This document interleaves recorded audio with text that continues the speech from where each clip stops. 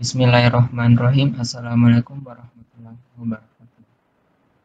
Perkenalkan, nama saya Sandi. Saya dari kelas TKJ 3A. Pada video kali ini saya akan menjelaskan mengenai proyek 3, yakni proyek mengenai topologi MPLS atau Multi Protocol Label Switching. Nah, adapun tujuan dari proyek ini ada dua, yakni yang pertama untuk membuat topologi MPLS menggunakan aplikasi GNS3, dan yang kedua yakni melakukan pengujian koneksi pada router Customer Edge atau CE dan menjelaskan protokol yang terdapat pada saat pengujian. Adapun keadaan yang akan diuji pada praktikum ini ada tiga, yakni pada saat keadaan normal, ketika salah satu router tidak diaktifkan, dan ketika salah satu interface tidak diaktifkan. Nah, setelah dilakukan uji keadaan, maka akan dilakukan pengamatan protokol pada topologi MPLS. Nah, sebelum kita masuk ke bagian pembahasan, terlebih dahulu kita harus mengetahui apa sebenarnya itu MPLS. MPLS sendiri merupakan singkatan dari Multi Protocol Label Switching, yang merupakan sebuah konsep switching yang menggunakan parameter acuan berupa nilai label. Switching sendiri dapat diartikan sebagai proses pemilihan jalur data. Munculnya teknologi MPLS merupakan penyempurnaan dari teknologi yang sebelumnya sudah digunakan oleh para network provider dalam menyediakan jasa penyewaan jaringan pribadi atau private dengan menggunakan infrastruktur jaringan bersama kepada para customer-nya. Nah, selanjutnya kita masuk ke bagian hasil konfigurasi. Adapun konfigurasi yang sudah dibuat mempunyai topologi yang terlihat seperti pada layar. Di sini digunakan setidaknya 10 router, yakni router P1 sampai P8 serta router PE1 dan PE2. Garis merah pada wilayah bagian luar router menandakan wilayah untuk MPLS dan routing OSPF-nya nanti. Adapun untuk kotak berwarna hijau pada PE1 dan PE2 menandakan bagian dari BGP. Adapun untuk pemasangan IP disesuaikan sesuai dengan tabel IP yang sudah ada pada modul praktikum. Nah, untuk mengecek IP yang telah dipasang dapat dilakukan dengan terlebih dahulu membuka putih dari router yang akan dicek. Di sini saya akan mengecek terlebih dahulu IP dari router P1. Adapun perintah yang dimasukkan yakni show IP interface brief. Nah, di sini terlihat untuk router P1 interface Giga Ethernet 10 dan IP loopback-nya sudah aktif. Kemudian dilakukan hal yang sama pada router P2 sampai router PE2. Untuk router P2, IP yang aktif seperti ini, interface yang aktif. Untuk router 3, interface yang aktif adalah ini. Router P4, interface yang aktif ada 2 juga. Untuk router P5, interface yang aktif juga ada 2. Kemudian untuk router P6, interface yang aktif setidaknya ada 5 interface yang aktif pada router P5. Untuk router P7, interface yang aktif ada 5 juga. Kemudian untuk router P8, interface yang aktif ada 2. Router PE1, interface yang aktif ada 3. Begitupun untuk router P2, interface yang aktif ada 3 juga. Nah, selain pemasangan IP, pada praktikum ini juga sudah dilakukan konfigurasi routing OSPF pada tiap-tiap router. untuk pengecekan IP root-nya dapat dilakukan dengan memasukkan perintah show IP root. Jadi ini adalah routing table dari router PS1 setelah dilakukan konfigurasi routing OSPF. Untuk router P2 ini tabel routingnya, router P3 ini tabel routingnya, router P4 seperti ini tabel routingnya. Untuk router P5 tabel routingnya seperti ini. Router P6 tabel routingnya seperti ini. Router P7 tabel routingnya seperti ini. Router P8 tabel routingnya seperti ini. Router P1 tabel routingnya seperti ini. Dan yang terakhir router P2 tabel routingnya seperti ini.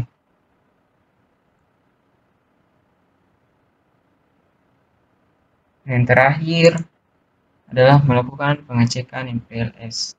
Untuk mengecek MPLS yang telah dikonfigurasi sebelumnya dapat dimasukkan perintah show MPLS forwarding table. Nah, untuk konfigurasi MPLS pada PS1 dapat dilihat pada layar. Kemudian juga akan dilakukan pengecekan pada router-router yang lain. Untuk router P2 seperti ini. Router P3 seperti ini. Router P4 seperti ini. Router P5 seperti ini. Router P6 seperti ini. Router P7 seperti ini. Router P8 seperti ini. Router PS1 seperti ini. Yang terakhir router P2 seperti ini. Selanjutnya kita masuk ke bagian skenario yang akan dibuat pada praktikum ini. Nah, skenario yang akan dibuat pada praktikum ini ada 3, yakni uji konektivitas ketika semua router dan interface diaktifkan. Yang kedua, ketika salah satu interface dinonaktifkan, dan yang terakhir ketika salah satu router dinonaktifkan. Yang pertama yang akan dilakukan yakni uji konektivitas ketika semua router dan interface diaktifkan. Nah, di sini saya akan melakukan uji koneksi dengan mengirimkan ping dari router PS1 ke router P2 dan mengecek rute yang dilalui oleh data. Di sini saya akan terlebih dahulu melakukan ping dari router PS1 ke router P2. Nah, terlihat bahwa success rate-nya itu mencapai 100%. Kemudian akan dicek rute yang dilalui oleh data dengan memasukkan perintah traceroute. Nah, terlihat bahwa untuk menuju ke router PE2 setidaknya terdapat 3 jalur yang dapat dilalui oleh data. Selanjutnya akan dilakukan uji koneksi ketika salah satu interface dinonaktifkan. Nah, adapun interface yang akan dinonaktifkan adalah interface yang memiliki 2 jalur, yakni jalur utama dan jalur backup, dan memiliki nilai metrik yang paling kecil pada routing table P1 atau P2. Nah, di sini saya akan menggunakan routing table pada P1 sebagai acuan. Nah, terlihat pada routing table router PE1. Nah, terlihat bahwa jalur dengan metrik terendah ada beberapa, yakni 192.168.4.0, 5.0, 6.0, 7.0. Nah, namun yang memiliki dua jalur hanyalah network 192.168.4.0. Maka interface yang akan dinonaktifkan adalah interface yang terhubung dengan network 192.168.4.0. Adapun router yang dipilih adalah router P2, sehingga interface P2 yang terhubung dengan network 192.168.4.0, yakni interface Gigabit Ethernet 2/0 akan dinonaktifkan untuk sementara waktu. Adapun perintah untuk menonaktifkan interface adalah shutdown.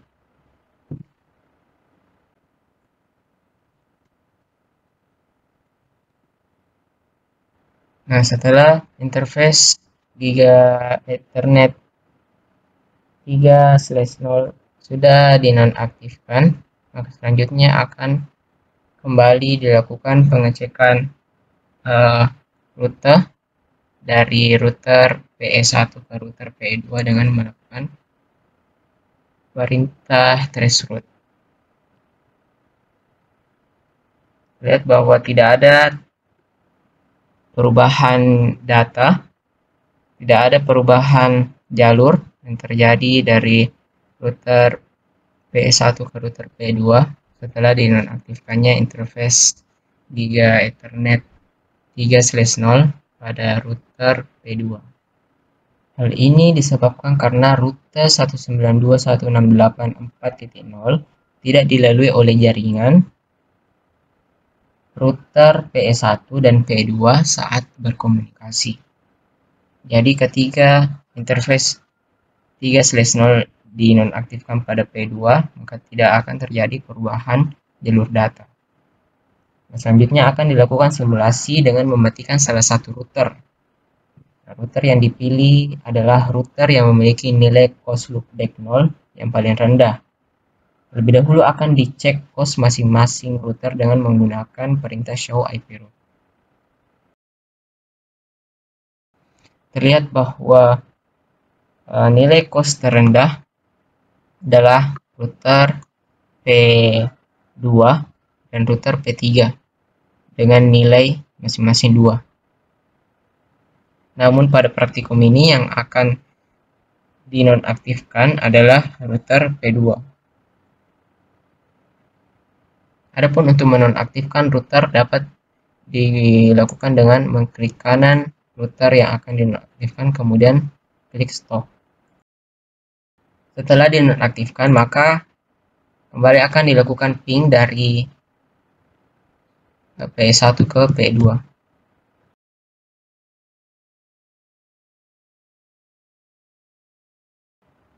Nah, terlihat bahwa proses ping dari router PS1 sebelumnya terjadi error, namun setelah beberapa saat ping sudah berhasil dilakukan. Kemudian akan dicek kembali rute data dari PS1 ke P2 dengan memasukkan perintah traceroute.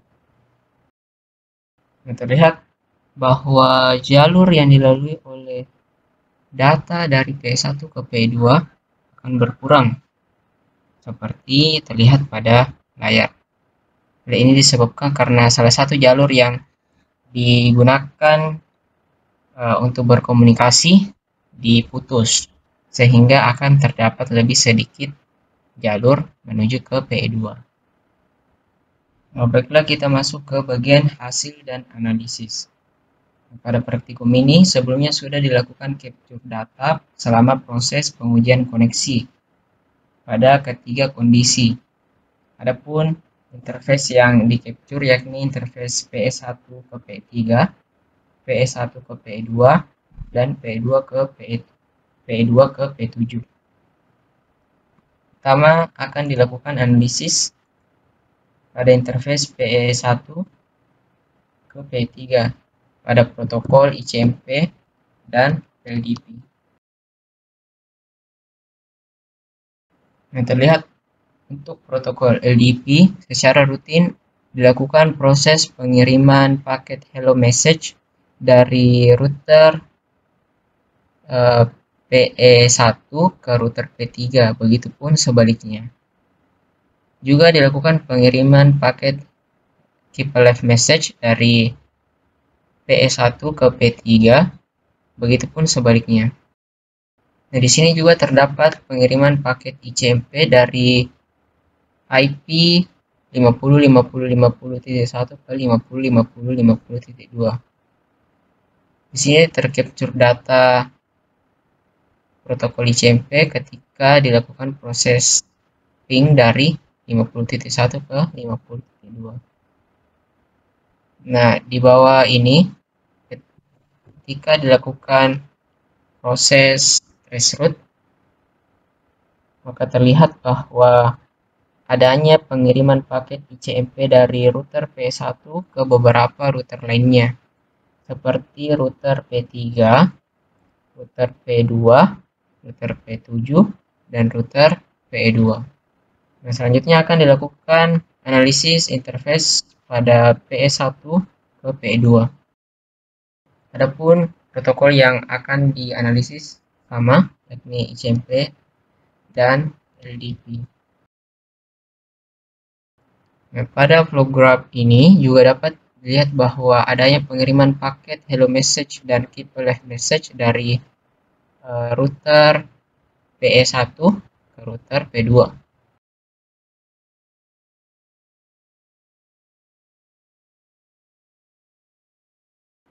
Nah, ketika dilakukan traceroute, maka pada capture data terlihat adanya pengiriman paket ICMP dari router 72 ke router 50.1.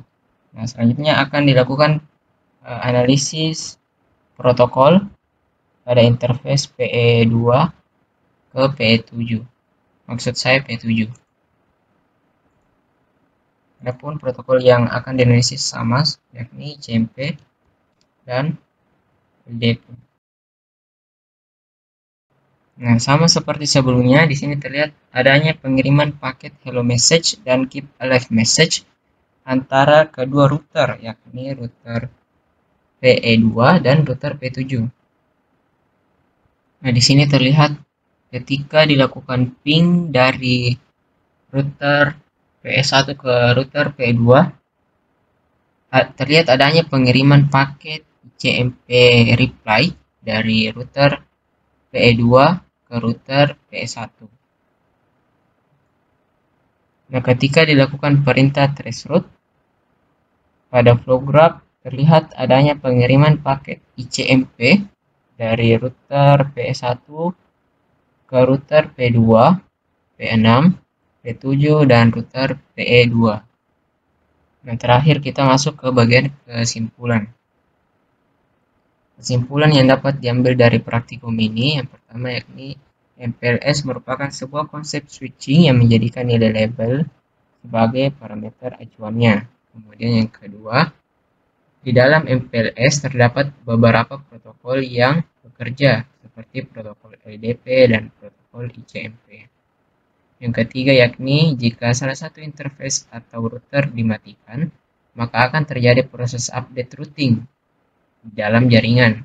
Hal ini menyebabkan terjadinya perubahan jalur pengiriman data di dalam jaringan.